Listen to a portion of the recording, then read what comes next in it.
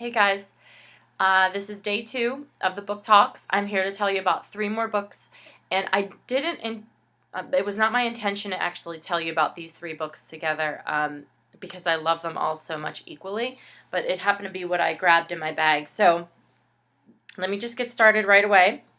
The first one I want to tell you about today is called Fat Angie, and this is by the author Charlton-Trujillo. This is her 3rd novel.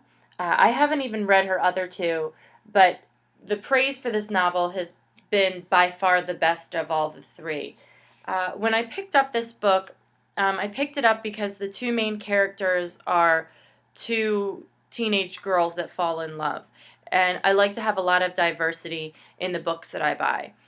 But just because it was that doesn't mean that it's going to be good. So what I ended up loving about this book is that that's not just what makes it good. It's about this girl who's grossly overweight. Her sister disappeared in Iraq. She's been fighting there for a few years and disappeared in Iraq and hasn't been found. And everybody believes that she's dead except Angie. Angie believes she's still alive. And since her sister's left, she's put on weight and she's tortured at school. It's not just being bullied, it's tortured.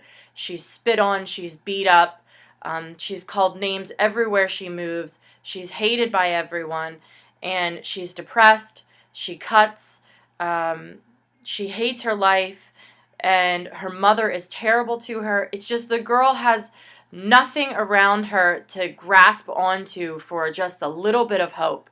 And then this girl, Casey, comes in, and it's not really about a love story. It's about another person giving somebody hope that things can be better. And the story is about how Casey can help Angie become who she really was meant to be, and also to find out what happened to Angie's sister and how Angie can cope with her coming back or never coming back. So this is called Fat Angie. The second one I want to tell you about, this was actually the first book by this writer. It's called The Body Finder. It's by Kimberly Derting, and this is I don't think it's a trilogy. I actually think there are 4 of these, but the first one is called The Body Finder, and this is through maybe like 3 or 4 years old. This came out a while ago, but I love it, and I hadn't really picked it up until the last year. And I think what I really like about it is it's just a very crisp, clean plot, meaning, it's just a classic kind of mystery. The story is about this girl named Violet Ambrose, and she has this ability to sense bodies, and she's had it since she was a child, and because she can sense bodies, no matter where she goes at any time in her life, there's always almost this kind of buzzing of knowing that there's death nearby, and it's completely changed the way that she lives, because even with animals, dead animals, squirrels, rabbits, all the cats, dogs, she can hear them, she can sense them, she can feel them if they're dead, and that changes how she's able to live her life. It starts off with her as a child. And it says, Violet Ambrose wandered away from the safety of her father as she listened to the harmony of sounds weaving delicately around her. And then there was another sound, something she couldn't quite identify yet.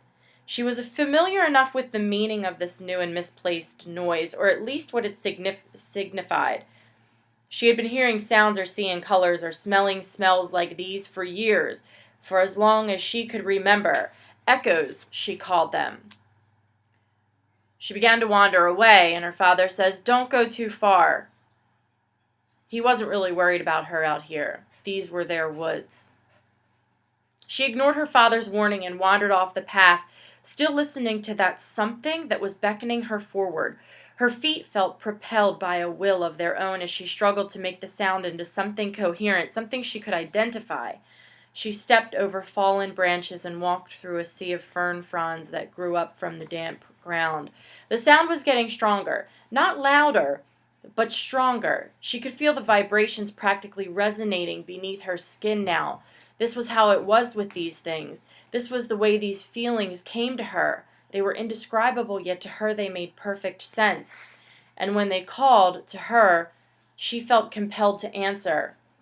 She knelt down, feeling the pulsating echo coming from beneath. She could feel it reverberating within her veins, coursing hotly through her small body.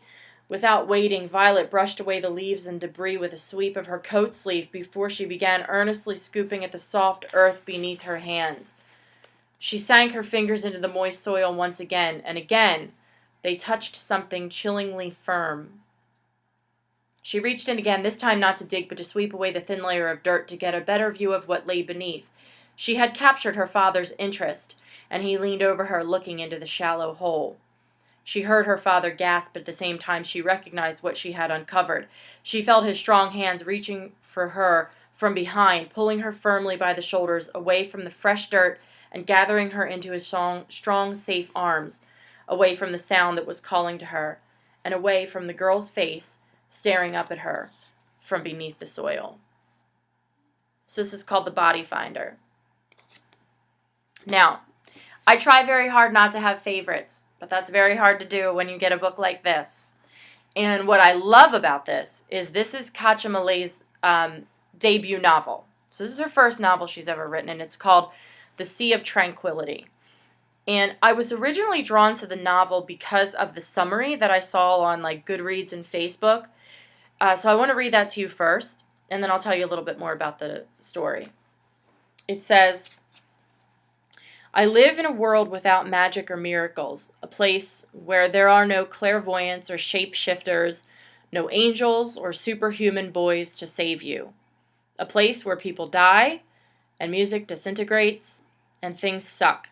I am pressed so hard against the earth by the weight of reality that some days I wonder how I am still able to lift my feet to walk. 2.5 years ago, after an unspeakable tragedy left her a shadow of the girl she once was, Nastya Kashnikov moves to a new town determined to keep her dark past hidden and hold everyone at a distance.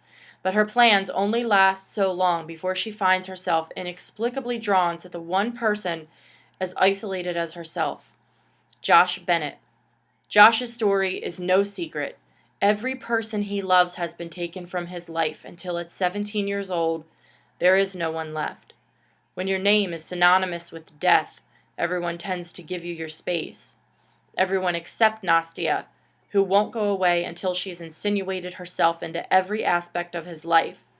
But as the undeniable pull between them intensifies, he starts to wonder if he will ever learn the secrets she's been hiding, or if he even wants to. The Sea of Tranquility is a rich, intense, and brilliantly imagined story about a lonely boy, an emotionally fragile girl, and the miracle of second chances. So it opens up very succinctly with this paragraph here. It says, I hate my left hand. I hate to look at it. I hate when it stutters and trembles and reminds me that my identity is gone. But I look at it anyway because it also reminds me that I'm going to find the boy who took everything from me. I'm going to kill the boy who killed me. And when I kill him, I'm going to do it with my left hand. So this story is very complex, and yet the romance of it all is incredibly simple. I think this is absolutely a story for girls before guys. This story is about two people who have faced unspeakable tragedy in their life, and despite all of that, are trying to find a way to find each other. It's beautifully written. It might possibly be my favorite book this year. If you're a reader, you're going to love this because it's challenging in its complexity and in the messages and the themes that it leaves for you. And I think that any of our girl readers in particular will absolutely love it. So that's the 3 today. The Sea of Tranquility, The Body Finder, and Fat Angie. And I am super excited to tell you about the rest of them. I'll be back tomorrow with 3 more. Hope you have a great day. Bye.